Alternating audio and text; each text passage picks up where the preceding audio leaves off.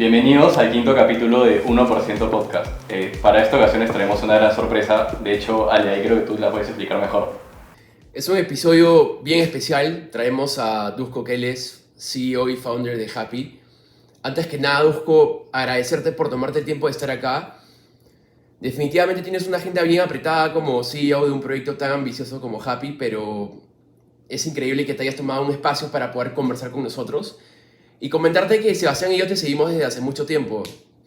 Me acuerdo que en la universidad nos interesó mucho el tema de inversiones entre los 18 y 19 años y buscamos opciones en el mercado, pero no encontramos algo que se adapte para jóvenes con poco capital que querían empezar a invertir y generar ese hábito financiero saludable. Y una pregunta con la que me gustaría empezar, Dusko, es a ver si nos puedes contar un poco de ti, ¿no? O sea, ¿qué experiencias te llevaron a emprender, a fundar algo de cero y crear algo como lo que es Happy hoy en día, ¿no? Que ha impactado a más de 500.000 personas y creemos que es un proyecto súper ambicioso, como te lo comenté, es un proyecto sin techo y que va a llegar a muchas más personas, ¿no? Claro. Entonces, como tú dices, ¿no? Yo empiezo en el mundo corporativo y mi primera experiencia fue pues, en Inversiones La Cruz, después en Price, y la verdad la pasé bien. O sea, fueron experiencias enriquecedoras y bonitas, pero no me hallaba, ¿no? Y no me hallaba en el sentido de que las cosas avanzaban un poco lento, no iban al paso pues, que a mí me gustaría. Yo tenía toda esta energía, toda esta hambre de aprender cosas, de hacer cosas, y o sea, era lo único que conocía, ¿no? Eran mis únicas experiencias por donde había empezado, entonces no sabía qué más existía ahí afuera, pero sí sabía que no me sentía pues, realizado o completo. Y eso ya se vuelve otro nivel cuando paso a trabajar en Interbank, y ahí fue mega frustrante. O sea, de estas corporaciones gringas que dentro de todo, pues algo se preocupaban de, no sé, de otros temas. En Interbank, la verdad es que la pasé mal y no me gustó nada mi trabajo. Y de nuevo, me encontré con esta cultura muy distinta que sentía que no me estaba sumando. Y bueno, a la par empezó este proyecto. Yo me estaba mudando en ese entonces de la casa de mis papás a vivir solo. Y me tocaba amueblar mi departamento. Y esto era pues por el 2013 o algo así, 2012, fácil. Incluso tal vez un poco antes. Pero bueno, el punto es de que tenía un sueldo pues básico, recién estaba empezando y tenía que amueblar mi departamento. No existían ventas por internet. Entonces me di cuenta que se me estaba haciendo súper difícil ir con mi cuadernito a tomar los precios de todo. Y nada, lo que me di cuenta es que no existía un marketplace de ventas por internet en el mercado y que se me hacía inverosímil que no lo existiera, ¿no? Entonces me junté con unos amigos de la universidad y decidimos crearlo. Y en ese momento algo hizo clic en mí y todo cambió, ¿no? Hacer tu propia empresa, poder avanzar a la velocidad que tú quieras. Además, no sé, pues mientras en el banco yo una vez al mes tenía acceso a, no sé, pues los VPs o a escuchar a los directores o a la gente que sabía y nutrirme de su conocimiento, pues acá todos los días me estaba juntando con gerentes generales de empresas, estaba hablando de comercio electrónico, que era súper nuevo, aprendiendo un montón. Y mi curva de aprendizaje de cómo hacer negocios y de cómo desarrollarme profesionalmente estaba avanzando pues, a pasos agigantados. Y eso fue lo que hizo el clic y dije, o sea, casi que nunca más quise volver a corporativo. Regresé varias veces equivocadamente y volví rápidamente a hacer mis propias empresas, pero nada, eso. Esa es un poco la historia. ¿Tú crees que, o sea, todas las experiencias que tuviste en corporativo y bueno, en general en la universidad, te ayudaron en realidad a aprender o qué tanto fue ese impacto? O sea, yo creo que sí, de hecho. A ver, yo salgo del Pepito Olaya, de un colegio en Miraflores, donde no es que sabía mucho, ¿no? Entonces, sí, mi formación en economía en la Pacífico me dio, o sea, por lo menos una base teórica de cómo afrontar problemas, de cómo pensar sobre, no sé, pues economía, movimientos de mercado, precios, muchas cosas que claro, no las sabía antes, ¿no? Sí creo que, claro, el desarrollo profesional empírico y al final es mucho más enriquecedor cuando lo haces, porque entre la teoría y la práctica hay una brecha, Sí, pero sí creo que te sirve pues tener una base, si lo quieres ver, de cuál es tu mindset, ¿no? O sea, cuál es el proceso científico que usas para definir problemas y resolverlos, ¿no? Entonces, tampoco le resto méritos del todo a la universidad. En el mundo corporativo, la verdad, tengo amigos que se han desarrollado y les ha ido súper y han aprendido muchísimo. Y de hecho, una de mis regresadas al mundo corporativo fue a Nexus, al Private Equity de Interbank. Y claro, aprendí de finanzas, pues, en términos prácticos, cosas que no había aprendido antes, ¿no? Entonces, creo que la respuesta es depende, ¿no? Depende qué estudias, depende dónde trabajas. Si te metes a un banco de inversión, a una consultora súper grande, por algo le sacan la mugre y esa gente de ahí hace consultoría un montón de cosas. O sea, saben alguna cosa o dos. Claro, es bien distinto a ejecutar desde una startup o desde un emprendimiento, pero si juntas los dos, yo creo que es el combo ideal, ¿no? Y ahí justo te quería preguntar algo, o sea, bueno, tú que has emprendido en varias cosas, ¿qué le recomendarías a la gente que quiere emprender? Empezar tal vez chambeando en una startup con un equipo reducido o en una empresa corporativa grande. Creo que los dos caminos, o sea, a ver, una empresa corporativa grande, la verdad es que tú eres una pieza más dependiendo qué tanta gente sea, pero en una corporación grande va a depender mucho de quién es tu jefe, con quién estás trabajando directamente en el día a día, ¿no? Porque esa es la persona que te va a nutrir, de quién vas a aprender. Y claro, si esa persona es mega crack y está en un área de la compañía que está empujando a la compañía hacia adelante y haciendo que cambie completamente, pues vale la pena la experiencia. Ahora, si vas a entrar, pues, no sé, pues a un banco donde hay 5.000, 10.000 personas y tú vas a ser uno más del eslabón y vas a estar analizando Exceles metido en una bóveda, no te va a generar demasiado valor, ¿no?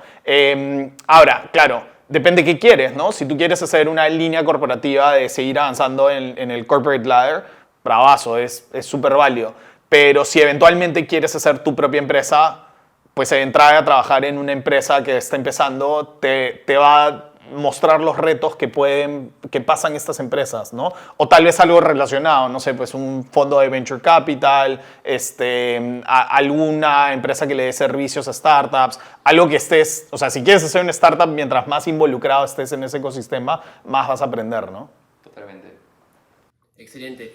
Y mira, para comentarte un poco, Dusko, yo también trabajé en banca, estuve un año y como dices tú, fui un analista de 5.000. Trabajaba de 9 a 5 de toda la semana. Y algo bien interesante que vi en tu carrera fue cómo hubo ese switch, porque me identifiqué un poco porque tú trabajaste en Interbank, yo trabajé en el BCP, pero también estoy apuntando eso a futuro, ¿no? Tratar de emprender o empezar algo que me pueda...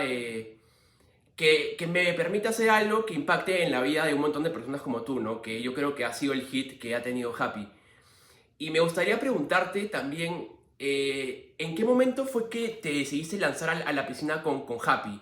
O sea, ¿el proyecto lo empezaste a la par de otro proyecto? ¿Cómo fue ese switch que dijiste, acá voy a meterle todas las balas y voy a invertir todo el tiempo y energía que tengo? Normalmente, o sea, acá hay dos cosas, ¿no? Lo que te dice YC y lo que yo he hecho. Y lo que yo he hecho es tal vez un poco más conservador. Y Combinator lo que te dice es, si tú quieres hacer un proyecto, simplemente anda por ello y pues vive comiendo sopa ramen, y si tienes lo que tienes para sobrevivir es suficiente, y simplemente dedícate a ejecutar lo más rápido posible y tal. Me parece un buen approach, pero en mi caso, no sé, siempre sentía que no iba a dejar el paycheck corporativo y, no sé, regresar a dormir a la casa de mis papás, no tener, pues, pero ni para salir a la esquina. Me parecía un costo de oportunidad demasiado alto. También sentía que tenía que vivir mi vida en ese momento. Entonces siempre, y fue lo mismo en Happy, empecé a hacer el proyecto en paralelo, ¿no? En el caso de Plaza 21, que ahí se convirtió en Mambo, empecé en paralelo a mi trabajo a Interbank. Y en el caso de Happy lo empecé en paralelo a Green, ¿no? Entonces estaba en Green, empecé a ver todo este problema de que la gente no tenía acceso a invertir en bolsa y lo que tú has comentado. O sea, ese problema clarito de buscar los brokers locales, que no se adapten a lo que tú estás buscando, que no te acepten como cliente, ni tampoco los internacionales. Y me di cuenta, porque claro, en Green mi trabajo era 2.100 personas a mi cargo en 22 ciudades de toda la TAM. Y ahí me di cuenta que no solo era un problema de Perú o de Lima, sino pues un problema de toda la región, ¿no? En mayor o menor nivel, desde México hasta Argentina. Y ahí es que ya digo, esto es demasiado grande. O sea, al principio creo que la línea de desarrollo de la idea es, esto es algo que la gente quiere, ¿no? Y claro, obviamente tu primer instinto, tú siendo un consumidor que estás buscando eso, es sí, ¿no? Y de ahí lo hablas con tus pares. Entonces, en este caso, dentro de Perú, y la gente me decía, o sea, sí, me daba cuenta que mis amigos querían invertir también. Y no solo eso, ¿no? Sino que yo resuelvo e invierto a nombre de mi hermano, que él es americano, entonces hacemos una cuenta en Robinhood, compro mis primeras acciones de Tesla a 10, 12 dólares, se multiplican pues por 20, 40, casi que en los siguientes 6, 10 meses. Entonces, claro, dije como que, ¿qué he estado haciendo toda mi vida, no? Este es el camino. Y ahí es que me vuelvo más apasionado todavía por el tema de las inversiones y lo empiezo a comentar con mucha gente y me doy cuenta que había mucha gente que tenía el mismo interés, pero no la herramienta para poderlo hacer. Y claro, por mi trabajo en Green me doy cuenta que no solo en Perú, sino en toda Latinoamérica, y en este camino voy intentando averiguar, ¿no? ¿Por qué es que nadie lo ofrece? ¿Cuáles son las regulaciones? ¿Desde dónde? ¿Con qué licencia? ¿Qué necesitarías? Etcétera. Y eventualmente, claro, cuando era toda Latinoamérica, la oportunidad es demasiado grande, ¿no? Ya estás hablando 600 millones de personas, 400 si quitas a Brasil. No sé, o sea, y claro, empiezas a hacer los economics en tu cabeza, una matemática simple de cuánto me tendrían que pagar los clientes para hacer una empresa de $1 billón y llegas a necesito 1 millón de clientes o algo así, y fue como que de 400 Claro. lograr 1 millón me suena a algo que podría suceder, ¿no? Si te sale, pucha, para hacer una empresa billonaria necesitas 350, es como que cuesta arriba, ¿no? 3/4 de Latinoamérica no sé si me van a comprar, pero pucha, un porcentaje mínimo puede ser que sí, ¿no? Y ahí es que ya empecé y claro, primero era encontrar co-founders, con quién hago esto. Yo no soy técnico, no soy un ingeniero de software. Me hubiera encantado hacerlo realmente. Eso es creo lo que hubiera estudiado. Y entonces me asocio con Piero y Billy, que ellos sí son ingenieros y tienen esa parte. Y la verdad que tuve un montón de suerte porque son cañazas en lo que hacen. ¿Cómo fue esa forma de asociarte con ellos? O sea, ¿cómo los elegiste? O sea, yo sé que no puedes decir los acuerdos de porcentajes y eso, pero ¿cómo supiste cómo repartir eso? Sí, entonces creo que ayudó la mala experiencia que tuve en mi primera empresa.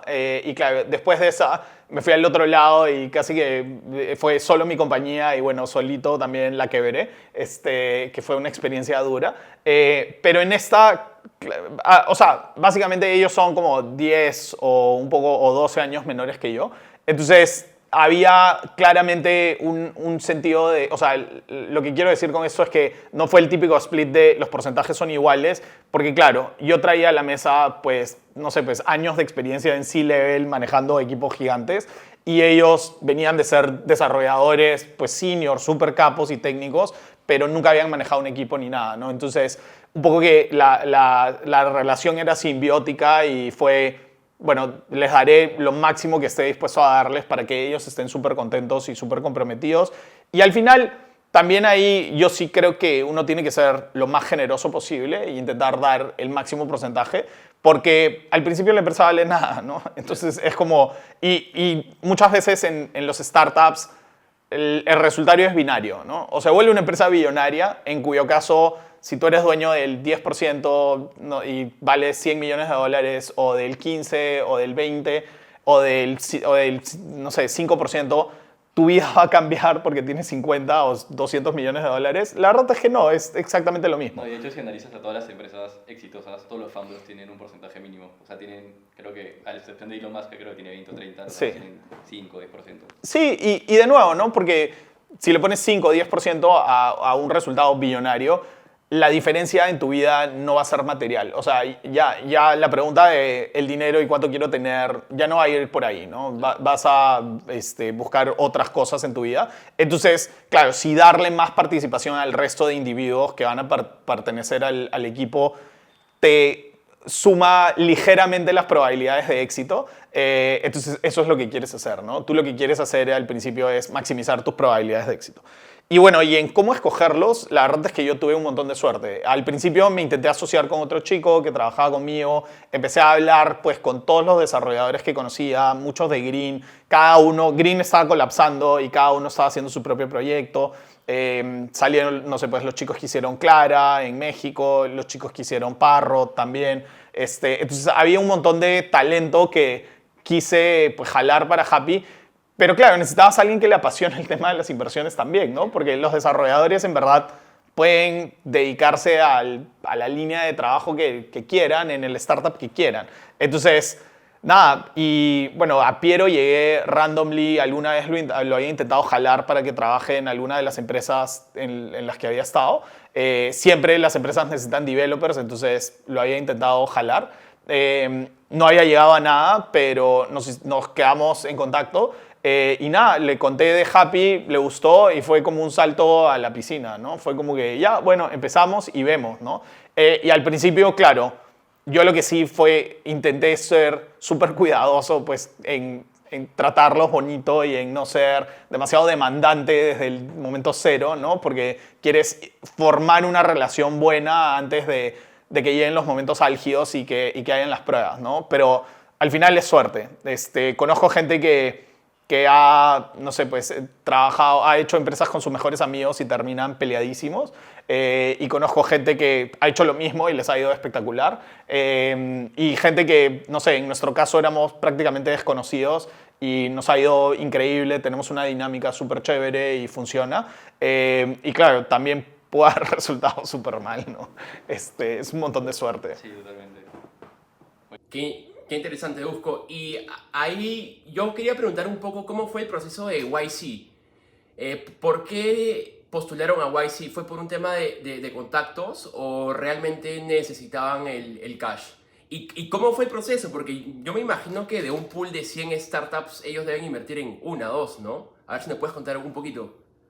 Sí, el ratio de aceptación es precisamente como 1% o algo así, o más bajo. Creo que postulan como 20.000 empresas cada ciclo o algo así, y pues aceptan como a 200 o algo así. De los números que me acuerdo, ¿no? Y bueno, nada, yo llego a Y Combinator porque de nuevo, ¿no? Regresando en los años, llegué a Y Combinator de la misma manera que llegué a la bolsa. Empiezo con Tesla, hoy día polémica, Elon Musk, en fin. ¿Todavía la tienes en tu portafolio? 100%, sí. Buenísimo. Entonces, llego a esta empresa y digo, pucha, el futuro de los carros es eléctrico, este pata, o sea, me entero de la historia de Elon Musk y me parecía pues alucinante lo que estaba haciendo, ¿no? Alguien que vende su empresa anterior, PayPal, recibe $120 millones, cualquiera se iría al Caribe y nunca más tocaría nada, y este pata decide hundir todo el dinero en fundar 3 compañías nuevas, SpaceX, Tesla y SolarCity, ¿no? Y claro, la última empresa exitosa de carros que había habido, habían pasado, no sé, pues 50, 60 años, y desde ahí no había vuelto a haber ninguna empresa de autos exitosa que salga adelante. Entonces, claro, y autos eléctricos, sostenibles, ¿no? Energía eléctrica, resonaba bastante en muchas maneras con lo que yo creo que es hacia donde debe ir el mundo. Entonces, nada, sale a bolsa, veo pues sus carros eran espectaculares, mucho más avanzados que todos, hacían plata por cada carro, para empezar, bastante importante. Y de ahí empezaron a hacer el Model 3, ¿no? El Model 3, que era el carro masivo. Y claro, veías un poco lo que pasa ahora, ¿no? Que la prensa era súper injusta y decía, o sea, había hasta una web que decía cuántos días le quedan a Tesla, ¿no? Entonces, veías esta disonancia entre lo que yo creía con convicción que esta gente estaba ejecutando y que iban a poder lograr, o sea, tenían suficiente cash flow, iban a poder empezar a vender los carros tenían hartas órdenes ya colocadas, y la prensa casi que decía, esta empresa va a quebrar en 3, 2, 1, y claro, eso afectaba pues el ruido de la acción, y entonces el precio de la acción por años no iba a ningún lado. Y yo tengo que comprar esta acción, tengo que comprar esta acción. Y ahí es que, claro, la compro barato y tal, pero en ese camino, pues porque empiezo a ver todos los videos pues para tomar una decisión informada de este pata, y llegó un video donde lo entrevistaba a un pata que parecía un quinceañero, ¿no? Y yo digo, ¿quién es este pata que tiene 5 años y está entrevistando pues, a Elon Musk? Y de ahí, claro, en los tabs me salía que había entrevistado también a Mark Zuckerberg, a Bill Gates, y era Sam Altman, que fácil no era tan chibolo, pero Sam Altman se le ve chibolazo, y en esa época más. Y digo, ¿quién es este pata? ¿No? Entonces me entero de su historia, del startup que había hecho, también súper exitoso, y claro, él estaba en Y Combinator. ¿Qué es Y Combinator? Me entero de esta aceleradora y digo como que, wow, las empresas que han pasado por ahí son de level. Y pues como habiendo estado, acá todavía Happy no existía, no estaba ni en planes, pero habiendo pasado por hacer varios startups, dije, ¿cómo no sabía de Y Combinator cuando tuve estas ideas en el pasado? ¿Cómo no sabía que existía este camino de hacer un startup? ¿No? Cuando hice la primera empresa que tuve, pues la hicimos de la manera más tradicional, como fue, bueno, dependiendo cuánta plata tenías y cuánta plata tenías, la división de las acciones, lo cual de ahí generó una serie de problemas de ahí de poderes y de cosas, porque, claro, yo era el CEO, pero mis socios tenían mucho más acciones que yo, entonces yo no tenía poder de decisión. Y todas estas cosas que al final pueden arruinar una compañía, ¿no? Y claro, y lo otro es, yo me acuerdo en mi primera startup, pucha, estábamos, qué decir, quemando $10,000 al mes o algo así, o 5,000. Y a mí me parecía pues que era, o sea, que íbamos a quebrar mañana, que nos íbamos a quedar sin dinero. Y si hubieras conocido ese camino, pues hubiéramos levantado, no sé, $250,000 y teníamos 3 años para hacer lo que fuera y sacar adelante el proyecto, ¿no? Entonces, empiezo a leer obsesivamente todo lo de Y Combinator y ahí se me hace evidente que si es que querías hacer una startup, ese era el camino, ¿no? Y claro, y de ahí, cuando trabajo en Green era una empresa de YC y puedo estar muy cerca de ese ecosistema, ¿no? Los founders, yo era C-level, entonces trabajaba directamente con ellos en el día a día. Entonces John y Sergio hablaban pues de YC de primera mano. Te dieron toda la fija. Varias veces invitaron a la gente de YC a darnos charlas. O sea, estuve en una charla de Michael Siebel del planeamiento de la compañía y también estuve en una de Jeff, que era también uno de los directores de YC. Entonces, claro, te abre los ojos a hacer el método YC y tomar casi que su libro como el libro de la verdad, ¿no? Y en verdad son cosas que, claro, los essays de Paul Graham son espectaculares. Cualquier persona que está emprendiendo o haciendo startups debería de regirse bajo esos principios y son principios que funcionan, ¿no? Tienen una claridad espectacular. Entonces, nada, cuando hago Happy era evidente que el único camino para mí era postular. Y ya más de forma empírica, cuando recién lo hago, empiezo a hablar con todos los fondos de inversión que pues a lo largo de los años había hecho conexiones o simplemente tenía gente en común, me presentaban. Y hablé pues con 30 fondos y todos me decían como que, monstruo que quieres hacer eso, ¿no? Me cuentas qué tal te va y nadie me quería dar un centavo. Entré a Y Combinator y al día siguiente 3 de esos fondos me estaban tirando la plata en la cara y ofreciéndome términos y no sé qué, ¿no? Entonces, creo que ese signaling de YC cuando entras es súper potente para el mercado y también para ti mismo, ¿no? Muchas veces la ruta del founder es si lo que estás haciendo, o sea, tú solito te dudas si el camino que estás tomando es el correcto, ¿no? Y tener ese empuje de alguien al costado que te diga, sí, lo estás haciendo bien y te acepto en mi aceleradora, que, by the way, aceptó a Airbnb, Stripe, Dropbox y tal, es como que te da un boost de decir, ya, sí, o sea, all in, mañas, esto no tiene pérdida y me voy con todo y no voy a mirar atrás. Y eso normalmente resulta o que la compañía se vuelve un éxito o que fracasa, pero bravazo, lo haces y aprendes en el camino, ¿no? ¿Y ahí en qué momento decidiste como, porque tú hablaste de que empezaste a la par, como que con Happy, trabajando en el mundo corporativo, ¿en qué momento decidiste salirte y decirte, sabes qué, tengo que dedicarme all in a esto? O sea, a mí me ayudó la pandemia, ¿no? Entonces, llega la pandemia, claro, yo estaba intentando desarrollar este proyecto a la par, intentando buscar con quién me asociaba, pero lo avanzaba mal, tarde y nunca, pues porque tenía un trabajo demandante, manejar todas las operaciones de Green no era poca cosa y tenía sus propios retos. Poníamos 50,000 scooters en la calle todos los días y 30,000 bicicletas y había que levantarlas y siempre había cosas divertidas que hacer. Entonces, cuando llega la pandemia, de un día al otro, eso se detiene, ¿no? Se detiene toda esta operación. Y claro, al principio ya el pánico, tocó reestructurar y ver qué íbamos a hacer. Pero una vez que eso ya estaba hecho y ya habías dejado de ir, suspendido a la gente, lo que fuera, era, bueno, no sabemos cuánto va a durar esto, ya no tengo nada que hacer, o sea, no tenía operaciones. Y tengo este proyecto al costado hermoso que no lo he estado dando atención porque no tenía tiempo. Hoy tengo todo el tiempo del mundo, nada se mueve en la calle, es ahora o nunca, ¿no? Entonces lo tomé como una señal y empecé a empujar Happy súper duro y avanzarlo.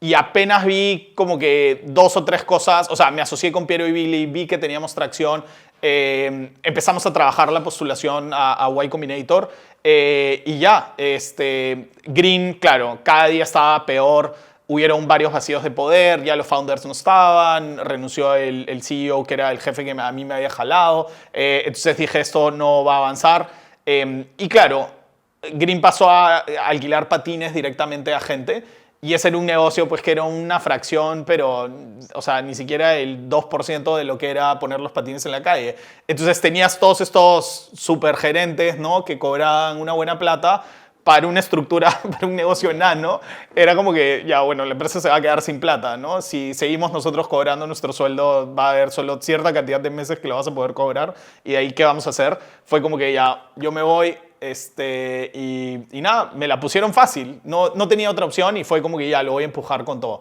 Y en buena hora funcionó. Y ahí tú crees que, o sea, por ejemplo, yo siempre discrepo con algunas personas porque a veces, no sé, yo creé una agencia de marketing hace un par de años y como todavía está en crecimiento, no sé si todavía tú que ya tienes Happy más consolidado sea así, pero pucha, a veces me manda a chambear de lunes a domingo porque yo me tengo que meter en unos procesos que no debería todavía para que todo crezca bien. Pero tú crees ahorita que en ese momento tuviste balance en tu vida, o sea, ¿lo recomendarías a las personas? O sea, ¿cómo verías eso? O sea, a ver, yo vengo de haber trabajado en private equity de 9 de la mañana a 2 de la mañana, día tras día, fines de semana incluidos. Y claro, cuando de eso pasas a trabajar hasta las 8 de la noche, es como que leve, ¿no? Ya de ahí todo es de bajada. Entonces, claro, habiendo pasado por esas experiencias y habiendo tenido ese endurance, ya el resto te parece doable, ¿no? No es necesariamente fácil ni difícil. Ahora, lo otro que voy a decir al respecto es algo que, claro, solo con los años he puesto en perspectiva y hoy día yo sí creo que tengo una vida súper balanceada de trabajo, vida personal y tal, que es importante porque es el momento que no sé, pues sueltas y que puedes realmente de ahí pensar, o sea, borrar tu mente para de ahí innovar y venir con claridad a ver los problemas, ¿no? Pero bueno, a lo que iba con esto era, claro, cuando hice la primera empresa, había, por ejemplo, la constitución de la empresa, ¿no? Entonces tenías que ir a registros públicos, hacer todos estos trámites con la notaría, 3 días yendo de aquí para allá en Lima, iba, hacía todo. Y claro, ya a las 9 de la noche molido a mi casa después de hacer todos esos trámites y yo me sentía pues que era el empresario del año y que era increíble todo lo que hacía y palmas para mí por esto. Y la verdad es que no había construido nada que mejorara el problema que estaba solucionando, no había vendido $1 más, no había tenido ningún impacto en nada del producto que estábamos formando, ¿no? Entonces, el tema del foco es de lo más importante en el startup y sobre todo al inicio, ¿no? ¿Por qué? Porque, claro, si tú te enfocas en, pucha, me voy a quedar hasta las 12 de la noche terminando estos cuadros de Excel pues para que mi data se vea bonita y tal, y eso no tiene un accionable de nada que impacte a tus clientes, es inservible, ¿no? O sea, por eso, nada, tienes que enfocarte siempre en lo que le da valor a tus clientes y en tus ventas, ¿no? Al final, tú tienes un North Metric, normalmente es ventas, ¿no? Porque de eso vas a vivir. Y claro, de ventas, eso dependiendo qué vendas, se puede, o sea, va a tener un desagregamiento entre subvariables que son importantes para el negocio, número de clientes que tienes, que te compran, la recurrencia y tal. Y claro, eso bravazo, medirlo y todo lo que tenga que ver con esas métricas, bravazo. El resto es casi que es irrelevante. Y lo que te dice Paul Graham al respecto es, si tú haces una startup crecer en ventas agresivamente, el resto de problemas normalmente se resuelven solos o se resuelven con plata. O sea, en el momento que tú pasas de facturar, no sé, pues $10,000 al mes a 100,000, con esos 100,000 contratas un contador, contratas un abogado Claro, que resuelva todo lo que no se resolvió en su momento y ya, bueno, ¿cuál es el peor escenario? Tienes una multa de $10,000. Si en 3 meses más estás facturando medio palo o en 2 años medio palo, como que ya un poco que se vuelve irrelevante y de ahí facturas 10 palos y claro, los problemas en los que gastabas tanta energía inicialmente tal vez ya no eran los problemas en los que debías usarlo, ¿no? Buenazo. Excelente. Y ahora hay algo bien interesante que me gustaría preguntarte, Dusko, y es el tema de, como founder, como emprendedor, ¿cuál es tu visión final de Happy? Al día de hoy tienen más de medio millón de clientes y yo considero que es un proyecto sin techo porque en Latam y en Perú hay un problema de inclusión y de educación financiera, pero tú como founder, como emprendedor, ¿cuál es tu visión final de Happy? Sí, o sea, yo creo que al final se trata, y la pregunta filosófica de qué se trata de todo esto, ¿no? ¿Para qué estamos acá? Y yo creo que, claro, no, obviamente yo no tengo la respuesta ni pretendo darla, pero mi versión del asunto es que si vivimos en una sociedad donde hay muchas necesidades de gente que no están satisfechas, pues lo que nos toca es aportar a esta sociedad, ¿no? Y obviamente, claro, lo primero es pues cubrir tus necesidades básicas como persona, como tu familia y tal, pero de ahí es pay forward, ¿no? Darle a la sociedad algo. Y para mí esa es la misión de Happy, ¿no? Dar el acceso a estas herramientas de inversión para que más gente pueda acceder y aprovecharlas. Herramientas que antes estaban limitadas pues, a un grupo menor de la población y a los más millonarios y no para todo el mundo. Y al democratizarlas, lo que puede generar es que aquellas personas que aprovechen y se apalanquen de estas herramientas financieras puedan hacer crecer su patrimonio y puedan el día de mañana generar riqueza. Y les comenté pues, lo de Tesla, ¿no? Mi caso personal. Claro, yo puse mis primeros, o sea, fui ahorrando mes a mes, cada gratificación, $100, llegué y claro, esas primeras acciones de Tesla compré $1,000 a $10, se multiplicaron por 40, estás hablando de $40,000. En Latinoamérica $40,000, o sea, te permiten vivir, no sé, pues 4 años, o más, ¿no? Y obviamente dependiendo del nivel que vivas, pero es una seguridad que pocas otras cosas te las dan y es la tranquilidad de saber que si el día de mañana me quedo sin trabajo, pues me lo puedo tomar con calma y no tengo que estar corriendo, si tengo una emergencia familiar, una emergencia médica y tal, ¿no? Y eso es lo que nosotros queremos que mucho más gente lo tenga, que tengan esa libertad financiera y que gracias a esas decisiones puedan construir su patrimonio en el tiempo. De hecho, a mí lo que más me gusta de Happy es que es bien fácil de usar, es como que demasiado amigable. ¿Fue así Sí. al principio? Sí, o sea, la idea siempre ha sido cómo haces el producto más potente, más simple posible, ¿no?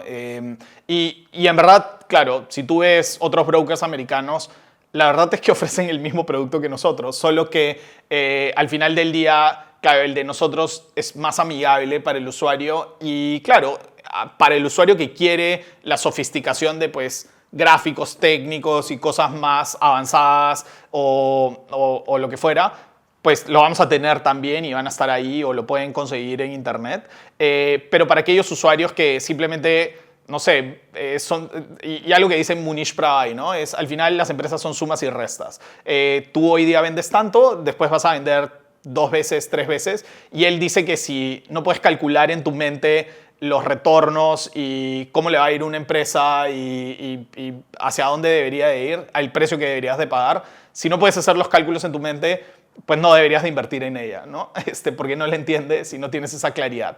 Que en el momento que lo entiendes, o sea, lo es como blanco o negro y que dices, ya, esta empresa, pucha, es, no sé, imagínate, Red Bull hace muchos años, cuando recién empezaba, bebida energética, le iba súper bien, se va a expandir a todo el mundo.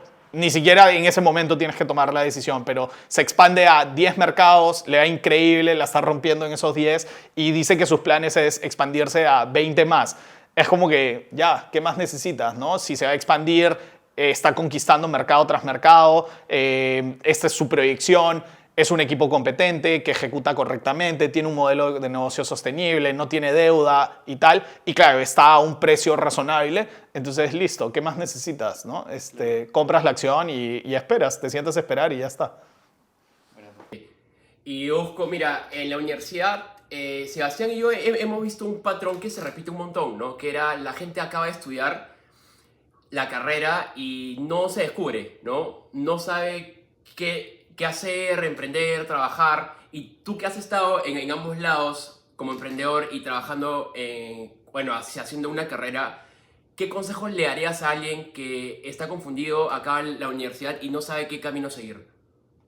Pucha, yo creo que es bien difícil porque yo en ese momento tampoco tenía la respuesta y pues lo único en lo que encontré sentido es en seguir intentando y buscando, ¿no? Lo que sí creo es que sea donde sea que me he metido, siempre me he metido con convicción y con ganas de empujar y lograr lo mejor que podía hacer en donde sea que estaba, ¿no? Entonces creo que tus principios y tu manera de ser tiene que ser real, independientemente de que si ya encontraste ese camino o no. Y lo otro es seguir buscándolo, ¿no? Muchas veces, y yo me acuerdo y me pongo en esa posición en el tiempo, tal vez Internet, o sea, había mucho menos fuentes. Hoy día creo que con ChatGPT, Grok y todas estas herramientas, puedes empezarle a preguntar al AI y, claro, consultar a la base de Internet entera las respuestas a tus preguntas, pero claro, en mi época no existía, ¿no? Un poco ¿qué hacía yo? Me metía a todos los sitios de negocios para encontrar qué cosa me llamaba la atención y me metía obsesivamente a buscar trabajos por todos lados, ¿no? Hoy día creo que, claro, lo que yo haría sería tal vez narrow it down, ¿no? Pensar, ya, cuál es el sector que me gusta, qué es lo que yo he estudiado, ¿no? Porque es bien diferente si tú has estudiado pues, ingeniería de software, si eres programador o si eres gente de negocios. Donde yo veo sobre todo ese gap es cuando estudias negocios y quieres hacer empresas de tecnología, ¿no? Ahí está cuando se pone cuesta arriba, pues porque no eres ingeniero, tú no puedes realmente hacer esas cosas directamente, sino que dependes de alguien. Y cuando dependes de alguien y tienes la idea, simplemente te tienes que asociar con alguien y claro, no existen tantos ingenieros. Ahora, siempre lo que tú decías, ¿no? Puedes desarrollar los skills y aprenderlos. Entonces, nada, yo creo que simplemente es buscar claridad y seguir leyendo sobre lo que te interesa hasta el día que encuentres lo que te apasione. No es fácil, no se encuentra de la noche a la mañana, pero perseverancia al final, ¿no? Bueno, eso. Volviendo un poco al tema de Happy, ¿cuántos trabajadores son ahorita? Ahorita somos 63 personas. Y ahí mi pregunta más que todo, o sea, también por algo personal que me pasa es, ¿cómo haces para elegir una persona adecuada para el puesto? Sí, o sea, nada, es filtrar, ¿no? Depende del puesto y claro, qué capacidades estás buscando. Entonces, hay desde capacidades técnicas y obviamente las posiciones técnicas tienen pruebas técnicas, sobre todo conversaciones, ¿no? Donde le preguntas a un ingeniero, pues, de sus trabajos anteriores, qué ha hecho, con qué, le preguntas con temas conceptuales. Y si, pues, conoce la teoría, ya en la práctica sabes que lo va a poder poner en práctica, pero lo que quieres es alguien con quien puedas discutir las cosas o sea, científicas o de tecnológicas a la par para llegar a soluciones en el papel, ¿no? Y de ahí las implementas. Y hoy día, incluso con los AIs, tú lo que tienes que saber es qué le vas a pedir, ¿no? ¿Cuál es ese prompt que le vas a pedir? Entonces, la teoría se vuelve incluso más importante porque si tienes claridad teórica, entonces le puedes pedir a esta herramienta que te arme el código y ya de ahí tú ves y ves qué cosas modificas y tal. Pero, claro, si tú no tienes claridad de qué es lo que estás buscando, al final no vas a avanzar. Y de ahí fit cultural, ¿no? Sin duda fit cultural es súper importante. Ahora, al final, o sea, el proceso de contratación es uno altamente ineficiente. Tú entrevistas a alguien por media hora, 20 minutos, una hora, y en base a eso tomas decisiones de si hay fit o no y si va a ser la persona adecuada con la cual vas a trabajar años en adelante. Entonces, lo que creo que siempre ayuda es no cerrarte a la posibilidad de despedir gente. Si alguien funciona, pues bravazo, increíble, renuevas votos cada mes y sigues avanzando. pero una pregunta que siempre cuando alguien ya tiene equipos de 50, 100 personas es ¿a cuánta gente has despedido el último año? ¿No? Y si la respuesta es cero, tal vez puedes hacerte otra pregunta, ¿no? Que es ¿qué tan bueno crees que eres contratando? Y nadie nunca te va a decir que es del 1 al 10, ¿no? Nadie te va a decir 10. Claro. Todo el mundo te va a decir 8, 9, 7, lo que fuera. Y cuando tú le dices, ya, ¿cuánta gente has contratado el último año? 100 personas. ¿Cuántas has despedido? Y te dicen ninguna. Es como que, bueno, pero no eras como un 7, 8 contratando. ¿Dónde está ese gap, no? ¿Por qué no has purgado ese 20%, 30%, 10% que no lo has contratado bien, ¿no? Y muchas veces es porque, claro, nosotros nos encariñamos, vemos a la gente o sea, no lo vemos en términos fríos de esto es un negocio y al final tú necesitas el mejor talento ejecutando lo que quieres, sino que, claro, conocemos a las personas y son decisiones duras, pero al final son lo que se tiene que hacer y se hace y al final es mejor para todos, porque esa persona se puede recolocar a trabajar en algo donde se pueda desempeñar y mostrar sus cualidades pues, al 100% y producir más, y tú puedes traer a alguien que también va a ser mucho más fit con lo que estás buscando. Entonces, nada, contratar, obviamente tener un proceso diligente, pero si no funciona, pues la gente que no funciona y move on, ¿no? Y eso no tiene nada que ver personal ni nada, es simplemente despedirlos rápido y ya. ¿Tú crees que eso es como la mejor opción? O sea, por ejemplo, si alguien no funciona, ¿es como no ir con el puesto o le darías como más feedback, oportunidades? O sea, en mi experiencia siempre he dado feedback y oportunidades, pero la gran mayoría de veces alguien que... O sea, a ver, hay tres escenarios, ¿no? Hay el escenario en el que contratas a alguien, todo es felicidad, perfecto, increíble. Tienes el escenario en el que contratas a alguien, es un inepto total, te equivocaste y es evidente, y esa es una decisión súper fácil, ¿no? Son binarias y listo.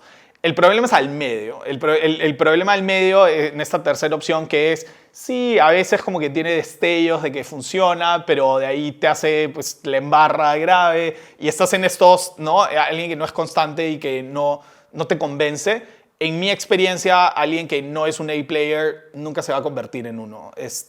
Alguien que no te funciona desde el día uno y tiene esto que funciona a veces, pero no tanto, y no te convence y atrás sientes como que esto no está del todo funcionando, siempre eventualmente hay un fallout y normalmente es que no funcionó. Ahora, dicho eso, también hay diferentes etapas dentro de una empresa, ¿no? No es lo mismo cuando tú empiezas y son una empresa de 3, 4 personas, los problemas que afrontas, versus cuando es una empresa de 100 personas, ¿no? Y claro, lo que te dice, o sea, lo que tú quieres es gente que pueda escalar con el negocio y pues tus co-founders, ¿no? Ya, bravazo que sean los mejores ingenieros, pero el día de mañana van a manejar un equipo de 10 personas, 20 personas, entonces necesitas que escalen ellos también con sus capacidades para ya convertirse en managers y el día de mañana que sean buenos eligiendo quiénes van a ser los managers del mañana y tal, ¿no? Entonces, los retos que afrontas en cada parte de ese journey son bien distintos. Lo mismo si contratas, no sé, pues alguien de marketing o de growth. Al principio es casi que, no sé, tener redes sociales y que la gente sepa que existes. Pero eventualmente conforme, o el producto, ¿no? Al principio el producto lo diseñas, iteras rápido y pones cualquier cosa y bueno, pues, o sea, al final infraestructura, ¿no? Sacas una app y tal, pero nadie te está usando anyway. Entonces, el problema de romper algo o avanzar algo y que no salga del todo bien, el costo es muy bajo versus el costo de avanzar más rápido, ¿no?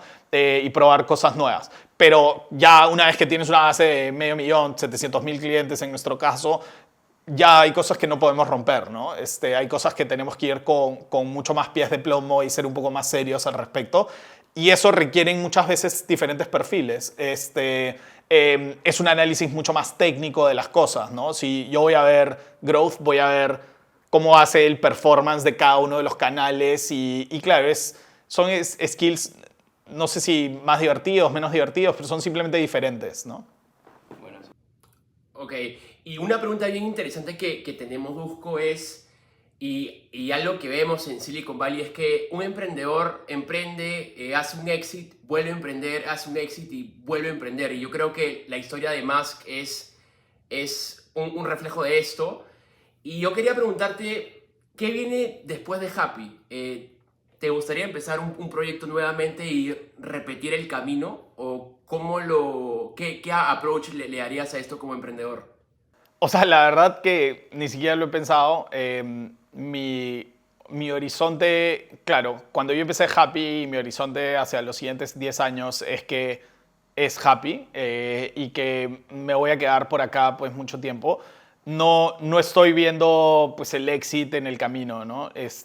Todavía no es mi fin. Mi fin es, fiel a nuestra misión, democratizar acceso para que la gente pueda invertir y haga crecer su patrimonio. Y claro, lo que no descarto es en el tiempo, pues una vez que di tú que hemos volteado todas las piedras de las posibilidades las posibles funcionalidades de un producto de inversiones, poder tal vez ofrecer otros productos financieros. Hay muchísimos temas dentro del ecosistema de fintech que están rotos y que necesitan trabajo. Entonces, creo que, pucha, en Happy todavía tienes, pero, o sea, me veo acá muy largo plazo para un buen rato. Solo mirando mi roadmap ahora de lo que quiero hacer, pues ya estoy como 2 años para adelante y claro, creo que lo único que tal vez puede ser un poco frustrante es eso, ¿no? Que ya, no sé, pues yo quiero el app que va a existir en los próximos 2 años y lo quiero hoy, ¿no?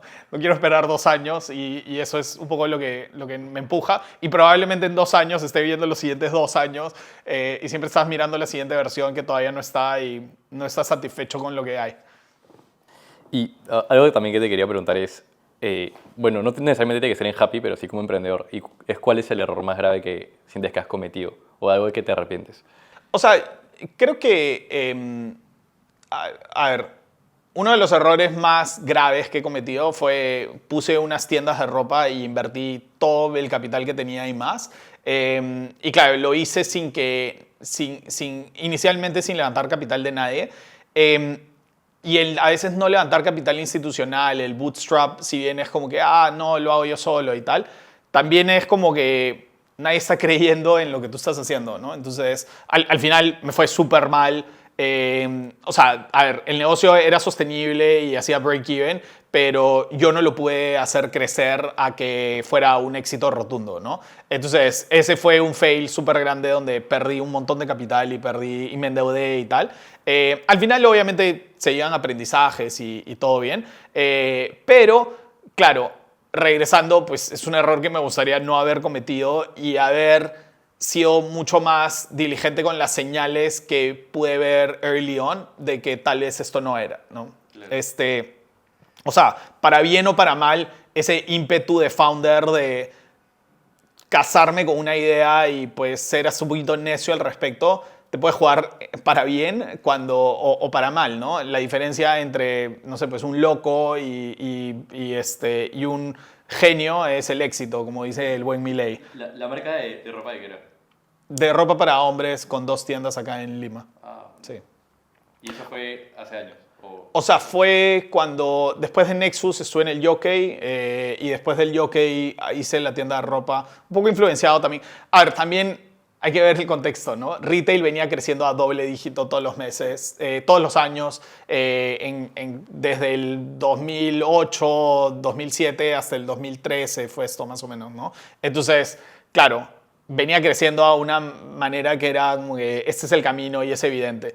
Llegó el 2013 y de ahí en adelante el país, pero ha estado leve y no hemos regresado a ese nivel de... Pero antes de Happy, entonces, sí has tenido, bueno, lo que habías comentado de Mambo, de ahí la tienda de ropa y ahí recién fundaste Happy. O sea, claro, entonces Plaza 21, que se convirtió en Mambo, de ahí, claro, voy a Nexus y en Nexus, irónicamente, me toca hacer NG Restaurants, que era pues una empresa nueva con capital corporativo, con expansión exponencial para ser el hub de todos los restaurantes que estaban comprando, más la creación de Popeyes y de Don Belisario. Entonces, era bastante similar a un corporate venture. Y de ahí el Jockey, hacer Club J, es otro marketplace online. Después la marca de ropa. A la par de la marca de ropa, pues no era suficiente para mantenerme. Entonces busco trabajar y me empleo con estos colombianos de Polymath Ventures, de un company builder para trabajar en una empresa que se llama Taximo. Alquilábamos taxis a taxistas, evaluándolos por qué tan buenos taxistas eran con tecnología en vez de su situación financiera. Y claro, manejaba en Perú, no sé, pues 600 taxis, otros 600 en Colombia y estábamos empezando operaciones en México. pero el negocio también tenía sus falencias. Y de ahí, claro, me jala Green y después ya hago Happy. Y al medio sí he intentado, pues, no sé, pues otros 5, 10 proyectos. Algunos vieron algo de luz, otros nunca la vieron y nunca salieron de un PowerPoint. ¿Y ahora solo quieres estar con Happy o tienes pensado hacer algún proyecto más? Sí, o sea, con los años me he dado cuenta que una vez que tienes algo que puede generar valor, y eso es algo también que tal vez inicialmente, pues cuando estaba en el Yoke o algo así, estaba metido como en 4 proyectos y empujaba en todos un poquito y creía que eso era lo que hacía un emprendedor y alguien que quería sacar negocios adelante. Y al final concentrarte todos tus esfuerzos en sacar solo uno, creo que es la manera de avanzar, ¿no? Y claro, o sea, no eres Elon Musk, ¿no? No te inventes de que puedes hacer 10 cosas a la vez, no tienes los billones y él... O sea, y claro, este pata tiene un equipo gigantesco de gente que ejecuta con él, no es solo él, ¿no? Él tiene una visión, trabaja en ciertas cosas técnicas, pero de ahí tiene gente brillante ejecutando en el día a día. Tú no, tú eres tú solo, ¿no? Entonces, y todavía no has levantado capital. Entonces, enfócate en sacar adelante una sola cosa. Y hoy día sí, o sea, se me han presentado algunas oportunidades y es el costo de oportunidad, ¿no? De tu tiempo y de decir, realmente, o sea, eso me gusta más, vale la pena, ¿no? Y hasta ahora no he encontrado algo que lo sea. La verdad es que lo mío, Happy, me encanta y es un poco, no sé, antes de hacer Happy, lo primero que hacía todas las mañanas era abrir mi portafolio y en la noche verlo también. Y hoy día lo hago, pero es mi app, entonces puedo sacar feedback y seguir avanzando el producto. Buenazo. Excelente. Y dejando de lado un poco bueno, el sombrero de emprendedor y entrando ya como espectador, Dusko, ¿en qué sectores del Perú tú ves oportunidades? Como que dices, acá definitivamente hay una oportunidad de mejora que se podría atacar, ¿no?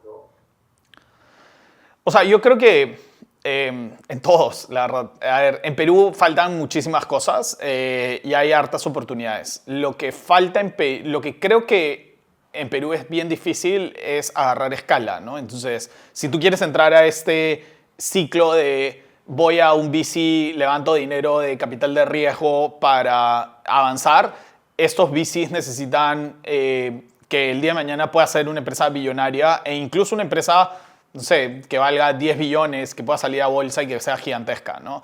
Y eso normalmente en una población de 30 y pico millones de personas es difícil, ¿no? Piensa que le vendes algo a todos los meses, ¿cuánto es lo máximo que podría facturar pues al año? Y los números no son tan altos. Y claro, y eso es partiendo de la premisa que le vendes algo a todos, ¿no? ¿Tú crees que por eso es que no salen tantos unicornios acá? Sin duda, sí, sin duda. O sea, obviamente hay hartos temas, ¿no? O sea, yo creo que hay 3 y los puedes ver. Hay un tema de capital humano, sin duda. O sea, si bien existe gente súper capa y tal, pues si tú ves todas las pruebas de educación de nuestros alumnos en general, pues no somos los mejores performers, ¿no? A nivel de país. Y claro, y ahí nos falta pues nutrir a nuestro talento y sobre todo nuestro talento en ingenierías y en ciencias que hagan pues que la gente tenga un edge o un conocimiento sobre algún problema que lo pueda resolver. Lo segundo es tema regulación. Hacer una empresa en Perú no es fácil. Temas tributarios, temas laborales. Tampoco es navegable, sin duda, pero sí es costoso, ¿no? Y eso, pues obviamente, crea una fricción innecesaria que cuando abrir una empresa en Estados Unidos te toma media hora, ¿no? Y de ahí llevar una planilla en Estados Unidos, hacer pagos, abrir tu cuenta de banco, o sea, en un día puedes estar set, ¿no? Y ya, enfocarte de nuevo en lo que hablábamos, ¿no? Lo que es importante que es en tu producto. Y de ahí la tercera, sí, yo creo que es la escala, ¿no? Para escalar un negocio y hacerlo multimillonario, necesitas oportunidades que puedan vender, pues, no sé, pues cientos de millones al año. Y no hay tantas oportunidades o por lo menos yo no las he visto, ojalá las hayan, ¿no? Pero eso es lo que tiene que descubrir alguien. Ahora, ¿con Happy siempre quisiste hacer eso, o sea, desde el inicio como que estar posicionado en LATAM o solo era Perú? No, en Happy desde el momento cero fue todo Latinoamérica. Ya he tenido experiencia, obviamente, intentando escalar negocios solo en Perú. Y claro, algo lo bueno de tener un approach de toda Latinoamérica a la vez es que puede ser que un país sorprenda, ¿no? Y que te vaya espectacularmente bien en ese país. Y fue el caso, y en buena hora nos va bien en muchos mercados a la misma vez, que crecen a buenas tasas y que son mercados súper fuertes. Pero pudo ser el caso que solo funcionara uno de todos esos, de 18 países. Y entonces, si hubieras abierto en cualquiera de los otros 18, pues tus probabilidades de éxito eran más bajas, ¿no? Claro. Entonces, nada, creo que si es que quieres hacer un negocio y que la distribución es a través de medios electrónicos, pues ¿por qué no tendrías desde el momento cero un approach más holístico de voy a agarrar a todo el mercado, a toda persona que lo quiere usar, ¿no? Y creo que esa visión global es algo que vi bastante de cerca en Green, ¿no? Green, sus ambiciones eran regionales desde el momento cero.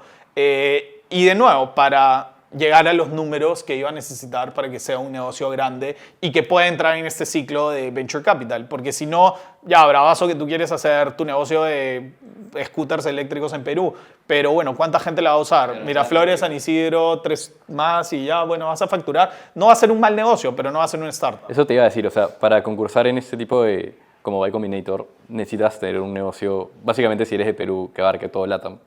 O sea, o por lo menos a varios países. No necesariamente, ¿no? A ver, ¿qué problemas, por ejemplo, pueden ser negocios billonarios en Perú solamente? Créditos. Créditos es algo que es empresas que crecen y que su negocio puede ser exponencial porque todo el mundo necesita créditos, ¿no? Entonces, hay cosas que se pueden hacer y escalar, pero sí, o sea, no sé, es riesgoso también. Y, de nuevo, en el mejor de los casos, en el caso de que tengas un negocio súper exitoso en Perú, lo que tienes que hacer es ya a qué números va a llegar y lo que te va a pedir cualquier fondo es, bueno, ¿y cuándo te vas a expandir a otro país? Lamentablemente la visión de Perú desde cualquier venture capital firm de Estados Unidos o algo es que ni siquiera salen los cuadritos, ¿no? Cuando tú recibes un reporte de Latinoamérica sale Brasil, México, Argentina, Colombia, Chile y eso es todo, ¿no? Perú no figura, no figura. Y a veces en esos, no sé, pues por ahí que no sale Colombia o no sale Argentina. México y Brasil son los obvios, porque, claro, son mercados muchísimo más grandes en cuanto a cantidad de gente. Y entonces escalar, claro, ¿qué es lo que pasa, no? Si tú el día de mañana empiezas con un producto como Happy, como lo empezamos nosotros, inicialmente el nicho de clientes que está dispuesto a pasar por tu experiencia no tan buena, para ponerlo elegantemente, y que todavía le falta un montón de ser pulida, es una fracción de la población en total, ¿no? Y claro, si partes de una población de nuevo de 30 millones de personas versus una población de 130 en el caso de México o de 220 en Brasil, ese mismo porcentaje son números bien diferentes. Entonces, claro, la contraparte a eso es que probablemente los mercados más grandes están más saturados y la competencia va a ser más ardua. Pero si logras conquistar esa competencia en ese mercado más arduo, lo más probable es que el resto de mercados caigan por default, ¿no? Entonces, nada, al final es case by case, pero sí creo que mi consejo a cualquier persona que quiere hacer una startup desde Perú es pensar cómo lo vas a escalar y cuál es la ruta para hacer una empresa de $1 billón. Y es una pregunta que te va a hacer desde Y Combinator a cualquier VC, ¿no? Porque no te van a dar $100,000 pues porque tienes una bonita presentación o porque tienes una super trayectoria o porque hayas hecho lo que hayas hecho. Te lo van a dar porque tienes una idea de negocio que puede llegar hacia allá. Buenazo. Ya para terminar con la última pregunta, es un pensamiento controversial que tú sientas que es lo correcto, pero la mayoría de gente no. Creo que, bueno, una es la que te decía de despedir a la gente. Creo que a veces es un poco controversial y la gente no quiere despedir. Y de ahí lo otro, tal vez diría, es esta idea de que la gente necesita ser incentivada para hacer una startup o para emprender, ¿no? Cualquier persona que necesite incentivo para tomar la ruta más difícil y más dura y ardua de hacer empresa, si necesitas demasiado empuje, probablemente no sea el camino para ti, dedícate a otra cosa y vas a estar mejor, ¿no? Creo que eso también suele ser un poco polémico. Buenísimo. Ale, ¿hay algo más que quieras decir? Sí. Dusko, Sebastián y yo nos encanta el tema de la lectura. Leemos un montón de temas de finanzas finanzas, psicología, entre otros tipos de temas. ¿Y hay algún libro que te haya chocado o impactado en tu carrera? O sea, de finanzas y de inversiones, yo creo que para mí los que más me han gustado es Peter Lynch y Munish Prabhay, ¿no? Peter Lynch, One Up, y el otro no me acuerdo cómo se llama, Betting on Wall Street, algo así. Es más, ahí está, lo tengo por ahí. Y sí, o sea, se leen súper fáciles, son libros que las recomendaciones, cualquier persona que empieza en este mundo las puede entender y puede seguir las historias. Obviamente a veces pues entran bastante en detalle de lo que te están contando de las inversiones y puede llegar a ser un poquito aburrido. Pero al final las enseñanzas son súper claras y directas y accionables, ¿no? A diferencia de, no sé, pues de Intelligent Investor, de Benjamin Graham, que es mucho más técnico. O sea, depende, ¿no? Depende para quién. A mí sí me costó bastante porque, bueno, yo no sabía cuando empecé a leer mucho de inversiones. Ahora probablemente ya no tanto, pero... Claro, yo estudié economía, entonces, claro, en mi carrera tenía que leer papers y econometría y cosas donde o sea, había modelos un poco más complejos de lo que él explica. Pero claro, no es una novela, pues no es algo que lo lees vacilado y tal. Y yo también cometí, no sé si el error o el acierto, no lo sé, pero de comprarlo en inglés. Y inglés no es mi lengua materna, entonces es como que le agregas un nivel de complejidad. Creo que lo debí comprar en español, pero igual también es bueno. Pero sí recomendaría empezar con Peter Lynch y Munish Prabhay. Y si no quieren irse a leer los libros, pues pídanle a ChatGPT o a uno de estos un resumen. Y si no quieren leer el resumen, busquen los videos en YouTube. Y nada, creo que son libros, de nuevo, súper accionables, súper simples, con enseñanzas bien directas. Buenísimo. Bueno, Ojo, ya no te queremos quitar más tiempo. En verdad ha sido un capítulo bien interesante, lleno de aprendizaje. Así que nada, gracias por asistir con nosotros. Listo. Muchas gracias, Dusko, en serio, ¿ah? Espectacular. No, gracias chicos a ustedes por la entrevista y por la invitación. Gracias.